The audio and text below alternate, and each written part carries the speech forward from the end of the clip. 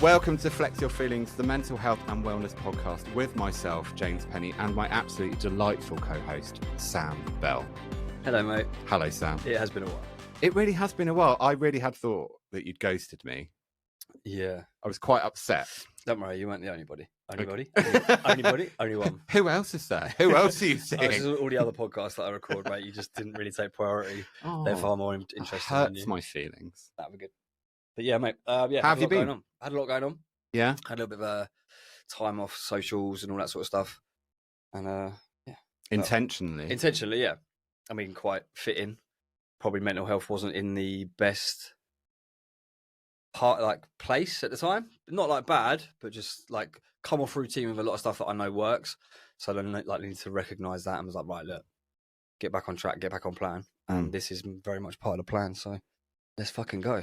Well, it makes sense, doesn't it? Sometimes there can be a bit of a decline and I need to pick up what I know works for me in terms of self-care. Yeah. We'll talk a bit about self-care later, but it sounds like you've done exactly that.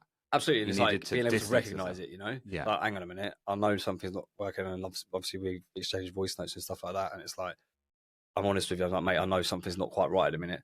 So I apologise if it's having a detrimental effect to like you thinking like you've done something wrong or whatever. But yeah, it's. Do you know what's really interesting about that? One, I mean, can I just say you love a voice note? And I love that you love a voice note. There's nothing wrong with voice notes. And do you get really annoyed when I text back?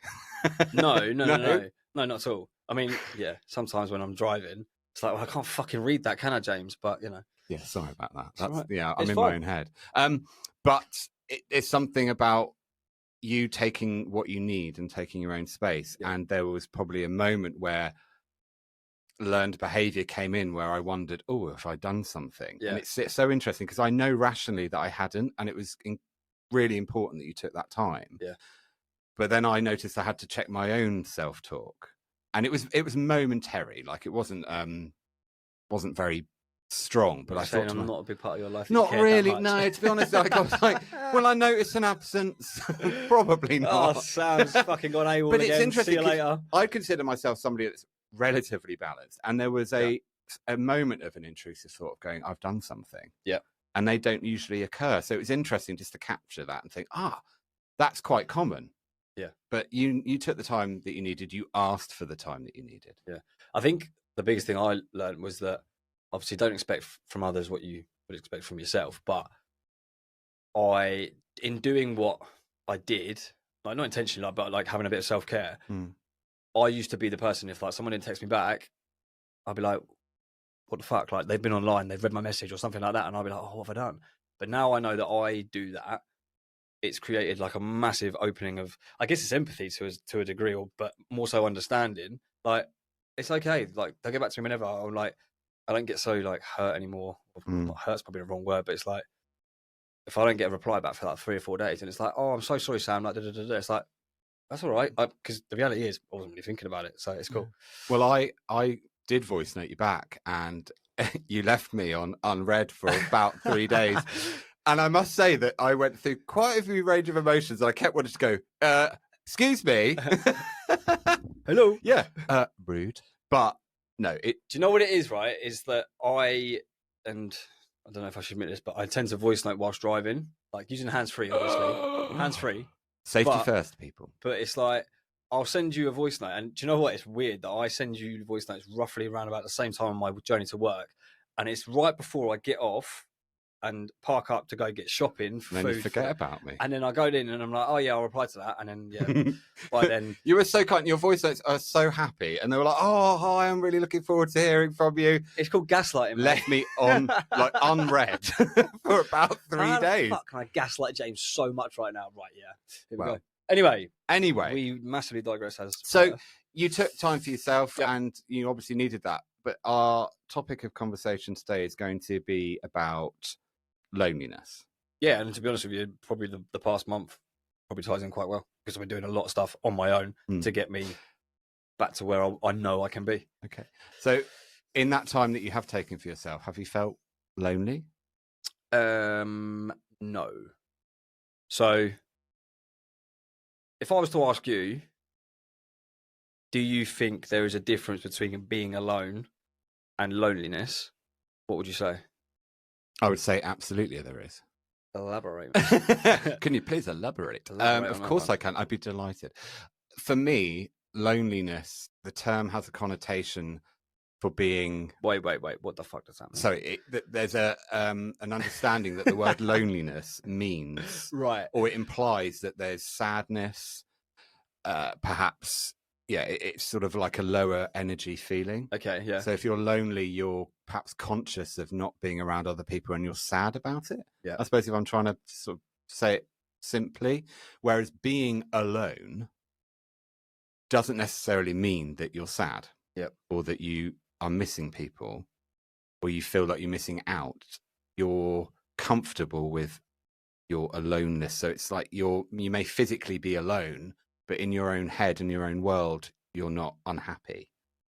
Does that make sense? Yeah, it makes perfect sense. Yeah. In the type of way that doesn't make sense? No. It makes complete sense. Loneliness for me would imply that word at least means you're on your own and you're sad, disconnected, unhappy, feeling very isolated. Whereas being alone, you're physically on your own and you're aware of it, but you're comfortable in your own company, I guess. Yeah.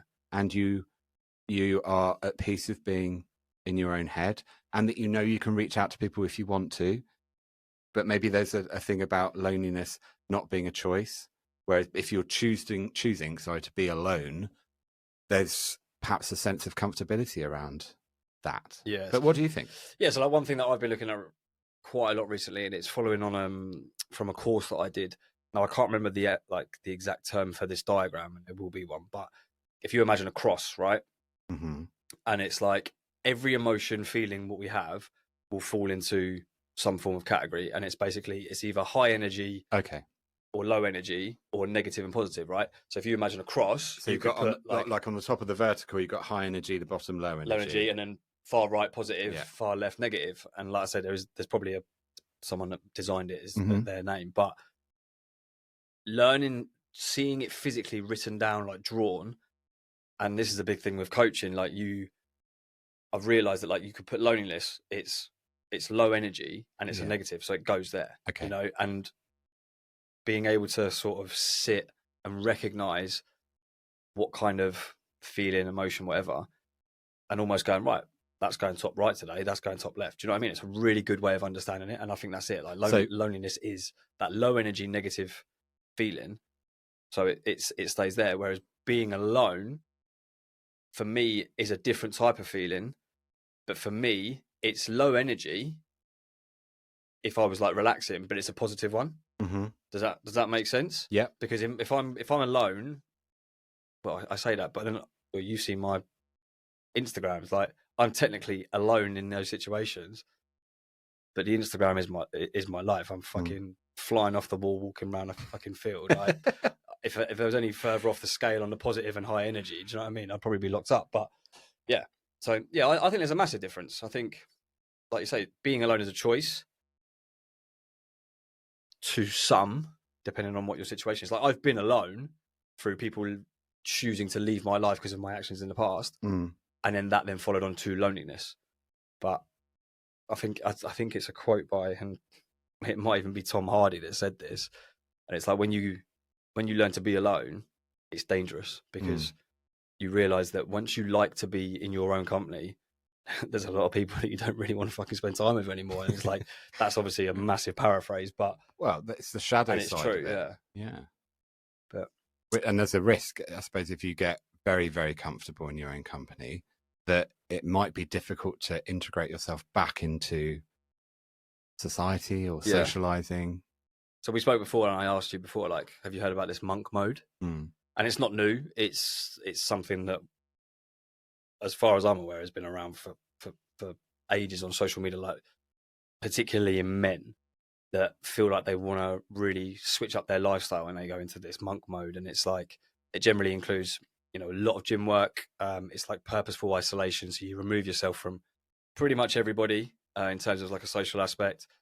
A lot of reading. It's I would guess it's a self-development tool, but I feel like it's probably used as an excuse as well, because it's like, I don't want to spend time with certain people and all that sort of stuff. So you do the work and you start to really like yourself and you start to discover new things about yourself And, you know, obviously if you're going to the gym a lot, you're going to get in great shape. And if you can enhance your physical health as well as mental health, fantastic.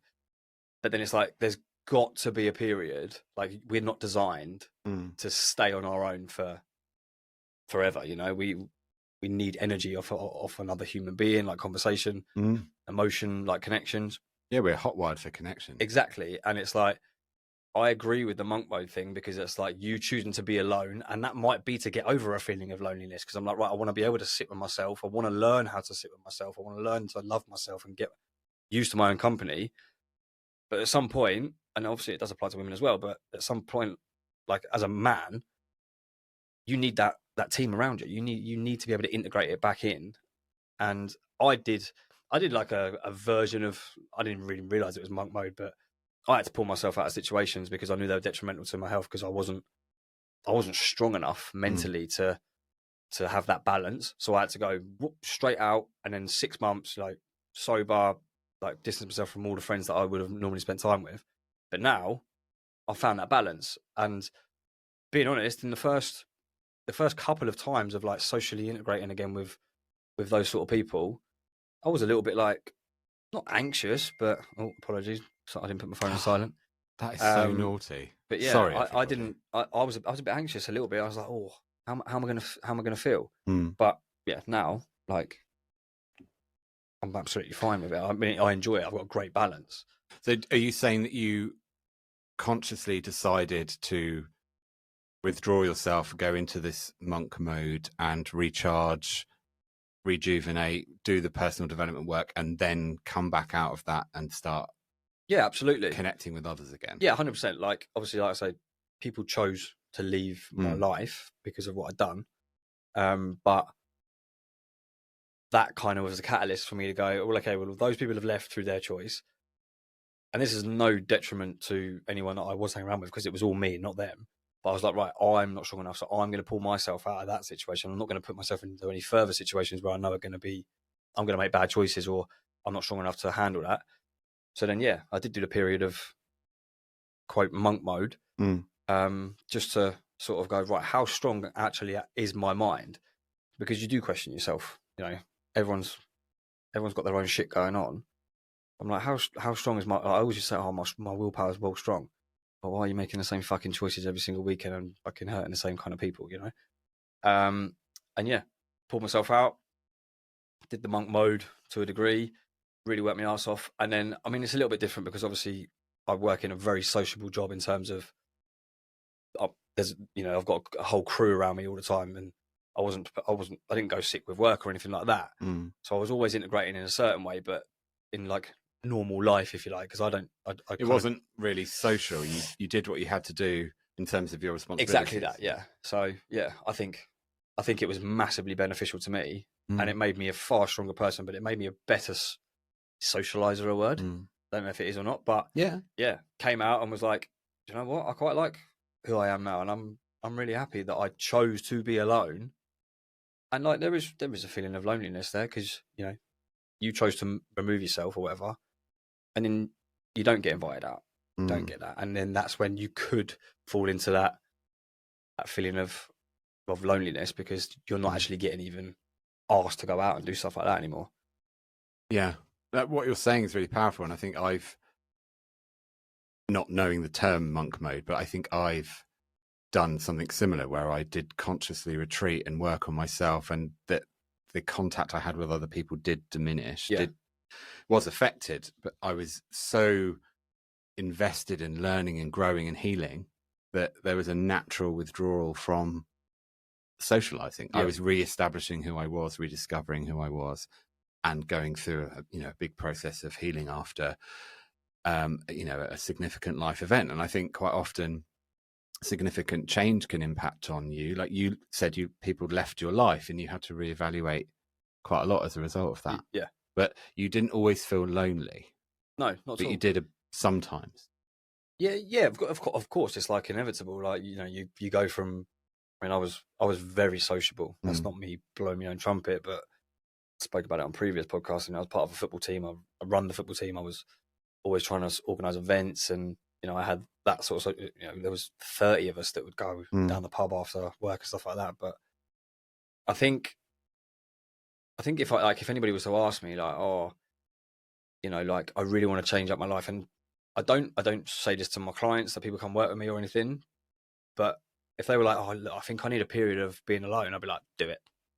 Like I would be an advocate for it, because I don't know if you've heard the Modern Wisdom podcast, but it's some of it. Yeah, Chris Williamson and Alex Hormozy, and it's like, this is the paraphrase again, but it's like no one that's done anything significant has not gone through that period of loneliness. Like it's necessary and it's inevitable, because, as I say, no detriment to the people that you've been hanging around with for the last 10 years, but if you're going to go in a different direction, there's a good chance that you're probably not going to fit in with them, and you haven't quite found who you fit in with now. So there's that period of limbo where it's like, where the fuck do I fit in? Yeah. But that's where, for me, you go, right, I don't have to fit in anywhere right now. I just have to fit in my own head. Like I have to fit in with myself. And I know that you're a big believer in like what you put out, like what you give out, you receive, and energy. And you see loads of quotes, especially in like a dating world, like, oh, become who you want to date and stuff like that, and it will you will attract what you deserve. And I think the same applies. Do that period of loneliness, of being alone. That you could almost argue that loneliness is that catalyst. It's that fire. It's that fuel to begin with. Like, fuck, I don't want to be alone. Yeah. Actually, no, that's wrong. I don't want to feel lonely. Yeah. And hugely motivating if you are stuck or feeling that you're not happy with your life, that you want to change something. Massively, yeah. But yeah, maybe that feeling does act as a catalyst for you to think, I'm going to do something about it. Yeah. It's a huge subject, loneliness, and I'm sure it's going to mean different things to different people. But in my experience, when I felt lonely in my life, it's usually been related to the absence of a partner. Yep. And sort of romantic connection, not necessarily around friendships, even though I know that it, of course, can apply to friendships as well. But there's this psychological withdrawal that I've experienced where it's the absence of a romantic partner means that I put myself in this really lonely place where I suppose I've been telling myself really negative things about what it means to be single, for example. Okay. And that because I'm on my own, that is, I guess, wrong or in some ways socially unacceptable. But it was kind of a state of mind. Loneliness is, I remember thinking things like, I'm never going to meet anyone. Nobody wants me. I'm so lonely. No one, I'm never going to find happiness, etc. But I had people around me. I had friends and family, and that isn't the same for everyone, but I did have those people there. But I withdrew myself, and I didn't want to connect with them. Yeah. But it's like the loneliness or the feeling around being single led to me feeling very lonely. And I don't think I've ever felt lonely as in terms of not having any friends, but there can be people out there that are very, very isolated and don't have anyone.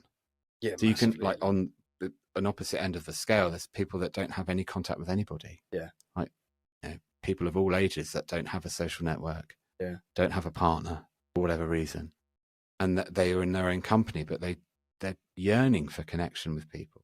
But for me, my mind goes to being single and feeling lonely because I don't have a romantic connection. I don't know about you. Do you think that's like, and I'm not, do you know what? So, funnily enough, a girl said to me a long time ago, we're talking a long, long time ago now. She was like, you can't be on your own. And I was like, what? She was like, you can't be on your own. Like, I was seeing this girl for a very short period, like we were friends and stuff, and she was like, you just can't. And I was like, fuck off. Like, yeah, I can. And this like I said, this was like 5 years ago. This was in the thick of me like partying a lot and external validation and instant dopamine hits, all that sort of stuff. And it's only probably in the last 18 months to 2 years that I realized that what she said had stuck in my head, and I was like, fuck, she was right. What, that you can't be? I couldn't be alone at that time. And if I was sat on my own, I'd be like, what's so-and-so doing? What's so-and-so doing? Like, why can't I sit with my own company? I was probably like 20, I was probably 30 at the time. Or just before I turned 30, and I was like, fucking hell, yeah. I was like 30 years old, and I was like, I can't even sit in my own company without thinking, right, I need to get out and do something, because I needed that social interaction to, like, I'll throw a spanner in the works, but how many people do you know have turned around and gone, I've got all these friends, but I feel lonely. Yeah, exactly. And it's like, well, how? Because it's an internal feeling, isn't it? It's an internal sense of disconnection from people. So you're physically surrounded by bodies, but emotionally not really connecting with any of them. Yeah. Or you're not allowing yourself to connect with them. Or arguably, you're not allowing yourself to connect with you first and then explore connections with others. Yeah. I mean, not to obviously, like, you are a therapist by trade, if you like. No, I'm not. We know you. I mean, the opening is an almost saying therapist. Yeah, all right, fair. So it's hardly the best kept secret. Not. Yeah, but like I imagine, and obviously we're not going to talk about particular clients and stuff, but I imagine is that something that comes up quite a lot in sessions, like when someone comes to you, like because I know that when I was doing therapy, that was one of the first things I spoke about with my therapist. It was like I just feel fucking alone, and like I feel like I've got no one, and that was rubbish. Because that was in my head, you know. I'm so fortunate to have like an amazing family, you know, mum, dad, brother, like aunties, cousins, like nans, all that sort of stuff. Like amazing support network, and I've got an amazing group of friends that, you know, would be there for anything. And also, you know, like the guys I work with, I spend more time with them than anybody. But is that something that you hear a lot? Very much so. Yeah, hugely human, I think, to fall into that mindset of I'm on my own, I've got no one. And I suppose you can look at it from various different perspectives. I mean, you can go down a very philosophical route and say, well, you know, theoretically, we are all alone. You know, we're born into this world alone. And let's have a think steady yourselves, brace yourselves, come on. It's not as dark as people think. It's supposed to be empowering that we are in the company of ourselves. So, okay, we're not able to connect with each other all the time. So I suppose where I'm going with that is in your world, in your mind, that's the self-talk that's your personal world. And so you're in the company of your own self-talk and you're the company of you for your entire life. If you don't feel like you've got anyone, arguably you could say, well, okay, no, there might not be people around you at the moment, but you are in the company of you. But every single human being on the planet is in the same position. So it's not meant to sound negative, but we are all alone. Yeah. And I think about that as a positive concept to Is it? What is that? Is that your phone? No, it's not nice. Is that my phone? No, is it Elliot's phone? The joys of modern technology. No need to apologise. I can't remember where I was. See, it wasn't my phone that went off earlier, it was the computer. Oh, it's the computer. Yeah. Never mind. So I think, philosophically speaking, we are all alone, but that doesn't have to be negative. That is relatable to every human being. To me, it's more about how you decide to show up with that. Yep. If you are alone with yourself and that is a horrible experience that's going to aggravate that feeling of loneliness, it's going to impact that. Or if you're comfortable in your own skin and you're comfortable in your own mind, then that's when it might shift from loneliness to being alone. Because I'm in the company of myself all the time. If I'm listening to the constant you and those voices in your head, you know, they're quite chatty. But if you're comfortable with your self-talk and you work on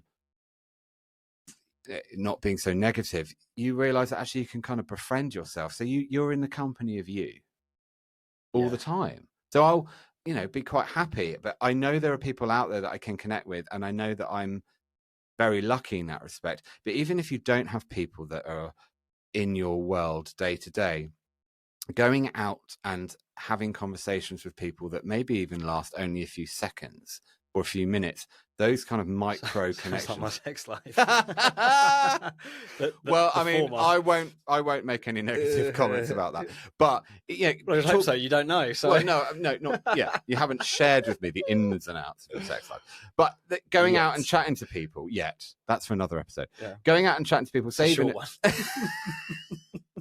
Could you stop interrupting me? I'm trying to say something. Sorry. I've forgotten now. Oh yeah, if you're going out and, for example, going to the supermarket and you chat to somebody on the checkout, or you chat to someone whilst waiting at the bus stop, those moments of connection, those micro connections, they count to help ease that sense of loneliness, in my view. Is that because doing what you've just said is an exercise that I've practiced and also heard a lot about, and it's that builds confidence. Like, you'd be amazed at how many people. So, and this may sound so insignificant. Not a single person that serves me, whether that be a checkout in a petrol station or a McDonald's or other takeaways are available, all that sort of bullshit, right? There's not a single person, no matter what time of day it is, that I don't say, "How you doing?" And then once they've completed the transaction, not in a weird way. I didn't. Give me a blowjob for a Big Mac. Let's go. Right. Which McDonald's are you going to? I need the exact address. Don't go to Farmer Gate, mate. But I say, have a great day or have a great evening. Enjoy the rest of your night shift. And they're like, some people are almost taken aback. Like, oh, they don't okay, expect cheers. it, do they? Because they don't. But then, like you say, does that instill confidence, which then not diminishes the feeling of loneliness, but you feel better in yourself. So you're like, I'm doing something here that I'm not used to. So you're confident. So then you're like, okay, does that help you think? I think is that what it is, the confidence thing, rather than you're not necessarily. I think it's about being connection. seen, being noticed, and having that moment of connection with another human being. If you're, say, for argument's sake, living alone, you're not happy, you're feeling lonely, you go out to your day job and you're feeling quite insular and withdrawn, and somebody stops to ask you how your day is, that can be hugely beneficial to your mood and your sense of confidence. If someone asked you, well, yeah, or if you then also extend that to someone else and make the effort to talk to someone. Yeah, we're stood around and we're sort of existing amongst other human beings all the time. But you just used a great word, existing, not living. Well, no, but that's a whole different fucking podcast. Like, the difference between the two. I'll make a note of that. Yeah, but jot it down because we will forget. We're all sort of bumbling around doing our day-to-day thing. If we slow down and make the time to connect with other people, if you chat to someone, if you sit down next to someone at a bus stop and go, "Oh yeah," and that starts a brief conversation, you might never see that person again. But if you're feeling really lonely, that might make your day. So if I was to say to you, James, like, I'm feeling a little bit lonely, and this isn't me asking you from a professional's point of view. This is asking me from James Penny, human man, human type person, fantastic person's type of view that has admittedly been through periods of loneliness himself. Yeah. If I was to turn around and say, mate, I feel a bit lonely at the minute. I've pulled myself out of situations. What can I do? What would you like? Give me 3 things that you would say, well, do you know what, Sam? This helped me. It might not help you, but if someone was to come to me and ask, like you are, why don't you try this? What would you do? What advice would you give me? I think, first of all, I would say pay very, very close attention to your self-talk. Okay. How we phrase things in our own head is vitally important. So if we're feeling lonely, not to take away from that feeling as being really powerful. I know it's really powerful and it is very real. But if we are following up those feelings with negative self-talk, such as I'm always going to be on my own, I'm never going to find someone, nobody cares about me, I'm not worth anything. And you kind of said that's what you were doing in the past anyway, because you referred to it about being a partner. I'm never going to find happiness, I'm going to be alone forever. So you've done that. The moment you take control back of your self-talk and start making it positive, that is going to help you take a step towards feeling better. We tell ourselves these powerful stories in our heads, and ultimately all we really have is the present moment. And we are saying really harsh things about ourselves in our heads. Just because we are physically alone in a moment does not mean we can't show up for ourselves and say, hey, I'm feeling all these feelings. I'm caught up in all of these big emotions, but I am okay. I am good enough. I am, going to be kinder to myself. I'm going to be gentler with myself. I'm going to do something for myself, which I suppose ties into self-care, that makes me feel good. Yeah. I'm in the company of me. I am my only human and I am listening. So pay very close attention to how you're talking to yourself. So that's one. So like, be aware of your self-talk. And if you notice that it's negative, replace it with something positive. Practice an experiment with it. Is that like Most affirmations maybe, Slightly. or sort of cognitive behavioral therapy-esque stuff where you kind of taking the negative and turning it into something positive, purposefully seeking out something positive. Okay, yeah. I may be alone at the moment, or I feel lonely at the moment. However, I am a good person. Yep.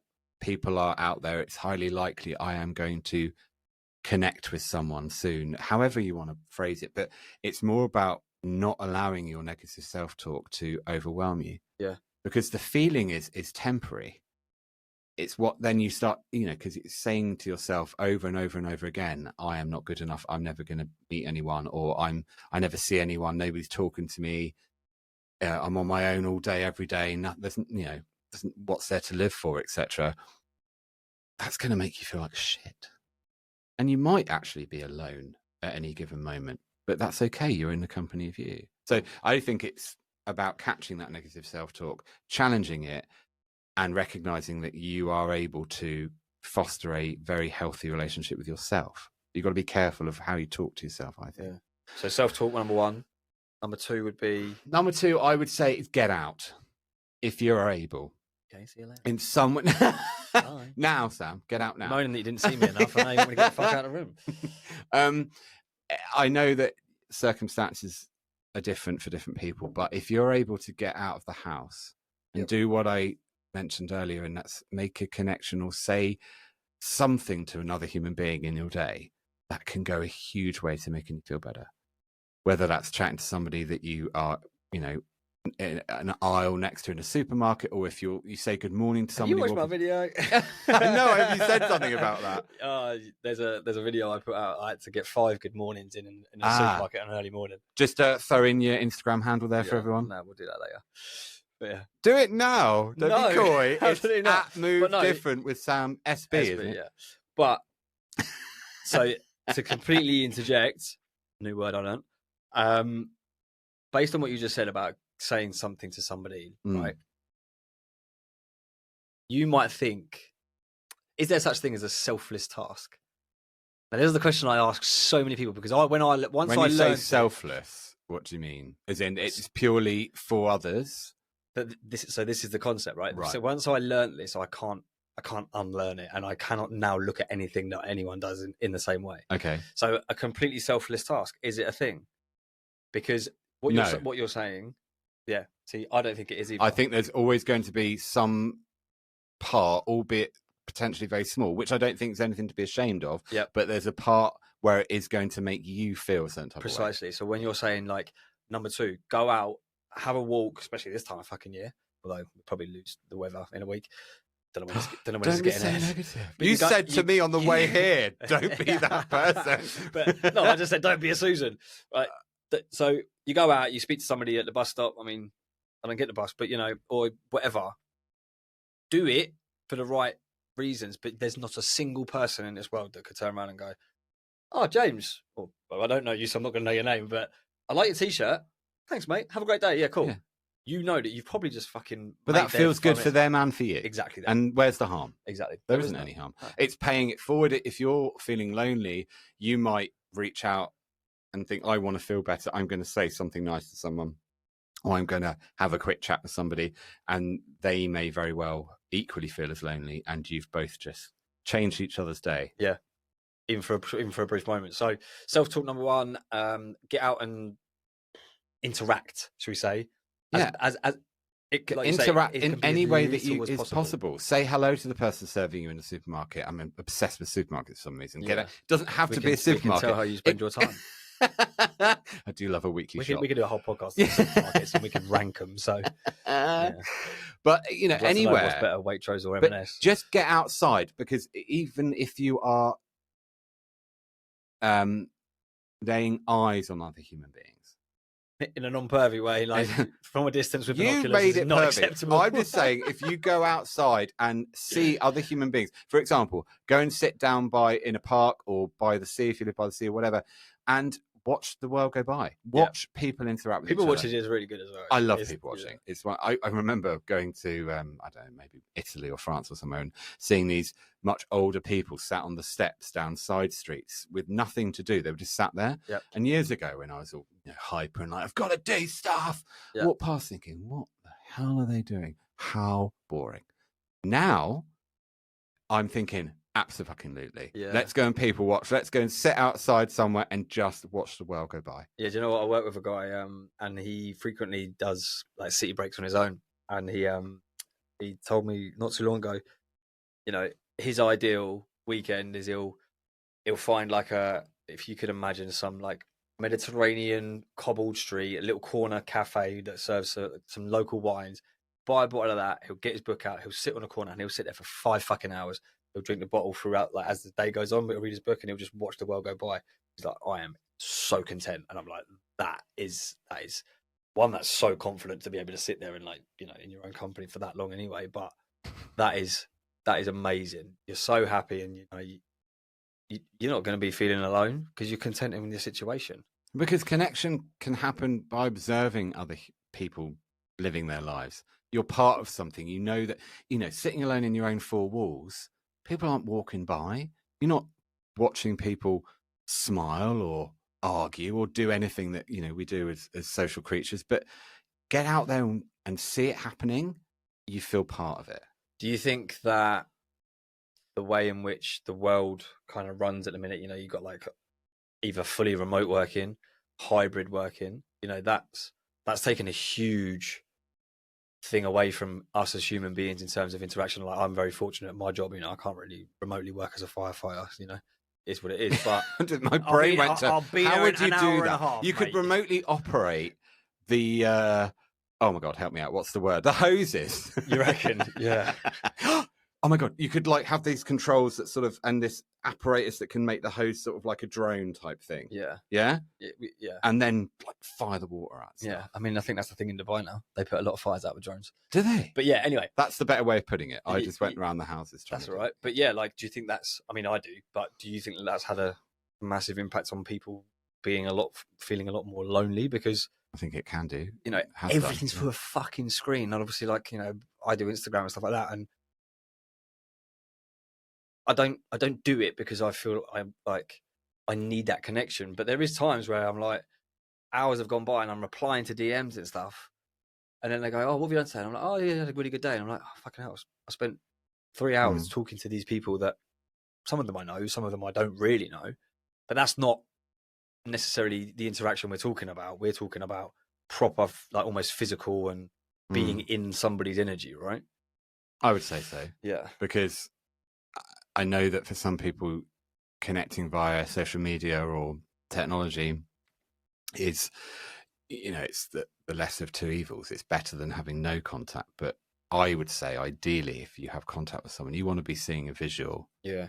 And you want to be feeling the energy of that person and seeing their eye, seeing their eyes, having eye contact, hearing them, having the whole 3D experience. Yeah. Because that's what I think you can't really replace with technology. So, I mean, I didn't give you a chance to answer the question, but do you think that the way the world is running at the minute in terms of like the remote working, every fucking meeting's via Teams, and to be honest, we've spoken a lot about this podcast about doing it, as a last resort, you from one location and me from another, but we've both said that is the last resort. Like, obviously some guests that we get on and stuff like that is going to be, it's impossible to meet up in person, but do you think that has a massive effect on that feeling of loneliness? I would say so. Yeah. How could it not? But obviously COVID had a huge part to play in that. But you can't say that word. Can't I? Is that not? I just got it again. Did you? Yeah. Oh, sorry. It's gone now. Oh, I didn't give it to you, so I don't apologise. No, you must have felt. Did you feel rough? Awful. Oh, like shockingly bad for like 2 days. But I don't think I've had it. Oh, I've had sharing's caring. I've had mate. like a third. We have booster. hugged. So mine is yours. I don't know if this is irresponsible, but to me now, I wouldn't even test for it because I think it's if I get a cold or flu, I'd just put it down to being a cold or flu. To be honest, the only reason I did, there's 2 reasons. I hope that's not offending anybody. No, because I've got like a few elderly members of the family, and I was going to go and do some work around one of the houses, and I felt like shit, so I tested, and it was like Well, absolutely that's very chance. considerate. Yeah. But the other one was, I'm not going to name him, but somebody needed some time off work, and their company still took the COVID policy, so I gave them my COVID results so they could take the week off.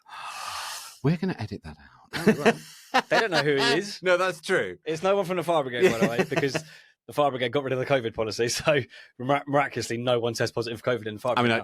I don't want to digress, but I do think that we do it all the time. We have to move on and think, well, if we get ill, we get ill. Are we testing for every time we get ill now? But I do think, remote working, as you say, and technology in general is having a huge impact on our ability to connect with each other. Yeah. I just have to look around when I'm walking around day to day and see how many people's heads are down, headphones in, over their devices. I mean, I walk around with the headphones on, and I'm not saying you can never do that, but sometimes on my walk, for example, I'll take the headphones off and I'll observe just what's going on around me. I'll listen to a podcast or music, but I won't have the whole walk plugged in, so to speak.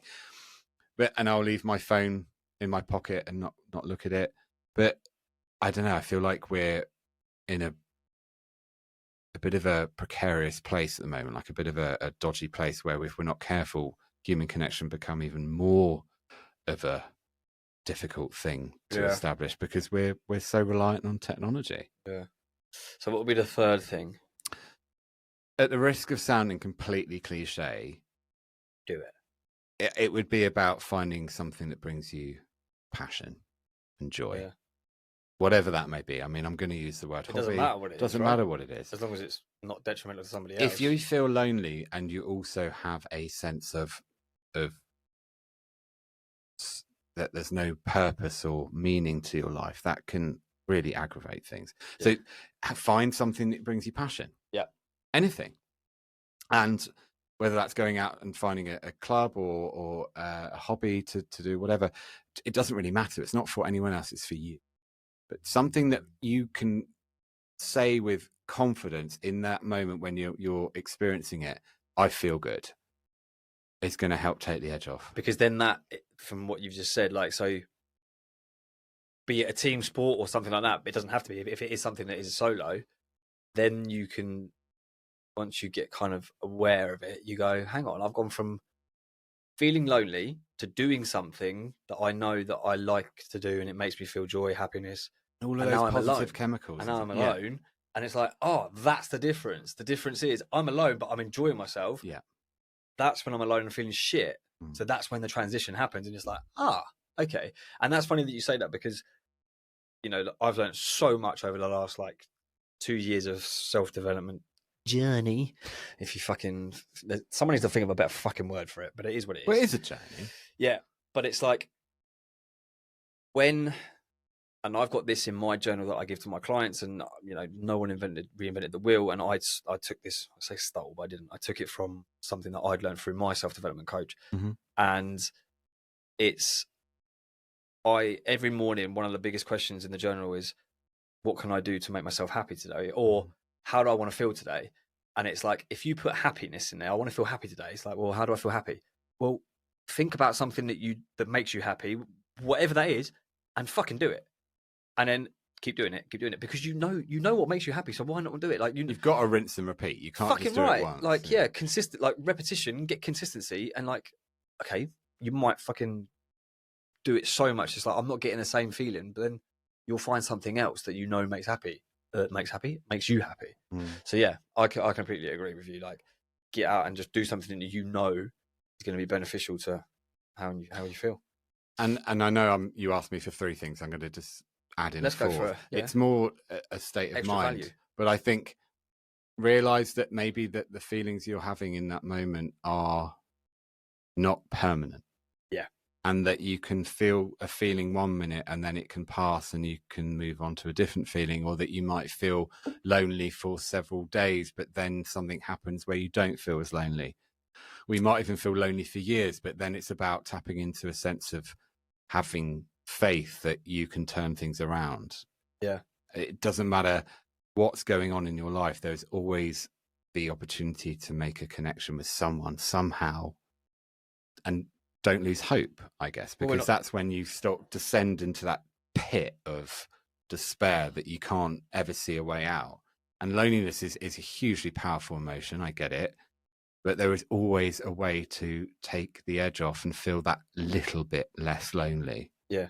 And then if you keep feeling or striving to feel that little less lonely every single day, before you know it, your whole life could be different. Yeah. And I mean, this is a very like cutthroat, if you like, kind of way to look at it. But emotion is energy in motion, right? And we're not designed as human beings to feel something all the time. So going back to like what I say, like, how do I want to feel today? Happy. That doesn't mean, oh, I want to feel happy all day. It's fucking impossible. Like, it's not going to happen. But if you recognize that you're feeling lonely, and like I said, this is a little bit cutthroat, the more energy you put into feeling lonely, and I'm like, oh, I'm really feeling shit. I'm really feeling shit. I'm really feeling shit. Focus, focus, focus. Guess what? You're going to continue to feel that way. So using the James Penny top 3 tips to feeling lonely, not feeling lonely anymore. But do it. But, not entirely original. Switch that energy. Yeah. Like switch that focus and go, right, okay, I feel like shit, and go, right, do you know what? I don't really feel like going out and talking to someone right now. But do you know what I do like to do? I like to go on a hike or a walk. And like I say, at a minute, get out in the sun, go on a walk, and then all of a sudden, a cute little puppy dog walk past you. You give that a stroke and you say hello to the owner. You've just done tip 3 and 2. You know? Yeah. So yeah, I think they're great tips. Probably something that I would definitely agree with.